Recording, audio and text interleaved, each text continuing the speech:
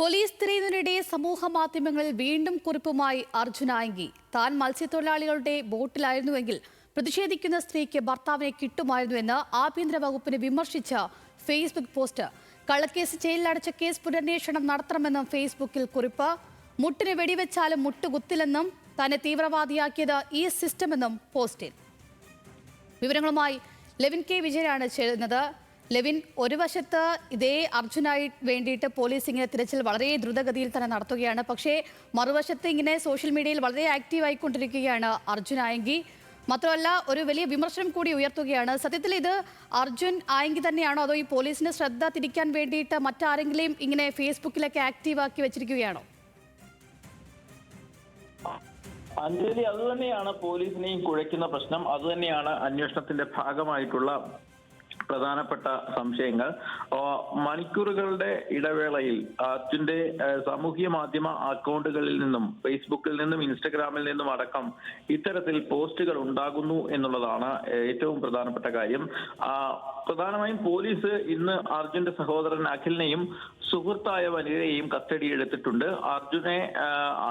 അഖിലിനെ Ernakulam rural പോലീസിന് കൈമാറുകയും ചെയ്തിട്ടുണ്ട് രാത്രി തന്നെ. തൃശൂർ സിറ്റി പോലീസിന്റെയും റൂറൽ പോലീസിന്റെയും നേതൃത്വത്തിൽ ജില്ലയിലെമ്പാടും തന്നെ വ്യാപകമായ പരിശോധനകളാണ് നടന്നുകൊണ്ടിരിക്കുന്നത്.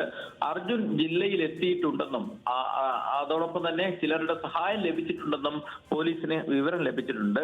ജില്ലയ്ക്ക് പുറത്ത് കടക്കാതിരിക്കാനും ഇന്ന് തന്നെ കസ്റ്റഡിയിലെടുക്കാനുമായിട്ടുള്ള എല്ലാ മുൻകരുതലുകളും പോലീസ് ഒരു പ്രസ്റ്റീജ് ഇഷ്യൂ ആയി കണ്ടുകൊണ്ട് തന്നെയാണ് ഇതിനെ നേരിടുന്നത്.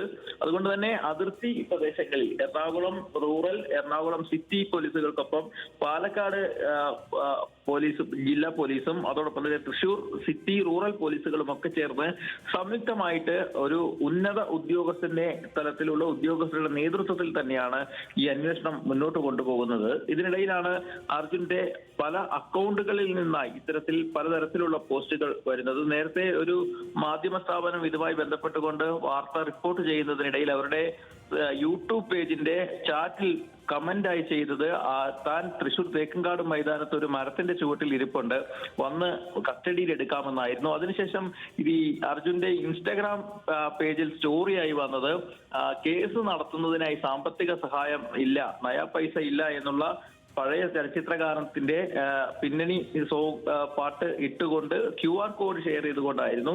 അതിനുശേഷം ഇപ്പോൾ മണിക്കൂറുകൾക്കുള്ളിൽ മറ്റൊരു പോസ്റ്റ് കൂടെ വരുന്നു. തനിക്കെതിരെ നടക്കുന്നത് പോലീസിന്റെ ഗൂഢാലോചനയാണ് എന്ന് സൂചിപ്പിക്കുന്ന തരത്തിലാണ്.